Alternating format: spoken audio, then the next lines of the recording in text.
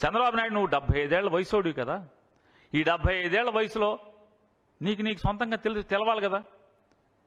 నీకంటే డబ్బులున్నాయి, డాక్టర్లు ఉన్నారు, మందులున్నాయి, ఏసీ గదుల్లో బతుకుతారు. కానీ పేద బిక్కి 60 ఏళ్లకి పెన్షన్ వస్తుంది. 60 ఏళ్ళు దాటిన తర్వాత వాళ్ళ ఆర్థిక పరిస్థితి ఏంటి, వాళ్ళ బైకులు ఎట్లా ఉంటాయి, వాళ్ళ శరీరం ఎట్లా ఉంటుంది, సచివాలయానికి వెళ్ళి పెన్షన్ తెచ్చుకునేటువంటి పరిస్థితి ఉంటుందా? పిటిషన్ పెట్టేప్పుడు వాలంటీర్ వ్యవస్థను కనుక మనం భారతీయ జనతా పార్టీతో కూడబలుకునో, భారతీయ జనతా పార్టీతో లాలుచిపడో వాలంటీర్ వ్యవస్థను తొలగించేటువంటి ఆర్డర్లు తేగలిగితే పెన్షన్లు పంచేటువంటి ఇంటింటికి వెళ్ళేటువంటి వ్యవస్థ ఉందా లేదా అనేది ఆలోచించే జ్ఞానం కూడా లేకపోతే ఎట్లాగా?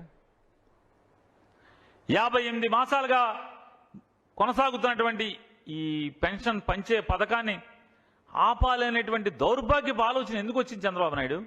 ఎవడికి వచ్చింది మీలో? ఎందుకు అసలు ఈ పాపం? ఇవాళ చూడండి, పడిగాపులు పడుతున్నారు, రోడ్ల మీద దేకుతున్నారు, సచివాలయం దగ్గర పొద్దున్న నుంచి కూర్చుని ఉన్నారు. ఉసురు తగలదా అంటున్నాను. వాలంటీర్లు ఇంటికి వెళ్ళి పెన్షన్ ఇచ్చేస్తే ఓటేసేస్తారా? ఎందుకు ఓటేస్తారు? అసలు ఇన్నేళ్లు ఆయన చెప్తావు కదా, నీ 75 ఏళ్ల వయసులో 50 ఏళ్ళ ఇండస్ట్రీ అని చెప్తావు, 14 ఏళ్ళు ముఖ్యమంత్రిని అంటావు. ఏ ఒక్క రోజన్నా ముసలాముతకకి ఇంటికి తీసుకెళ్లి పెన్షన్ ఇద్దామనేటువంటి ఆలోచన వచ్చిందా అని అడుగుతున్నాను. ఏ రోజన్నా? ఇవాళ ఇన్ని మాటలు, ఇంత ముసలి కన్నీరు కారుస్తున్నారు మీరు అంటే రేపు తిరగబడి జనం తంతారేమో అని చెప్పని.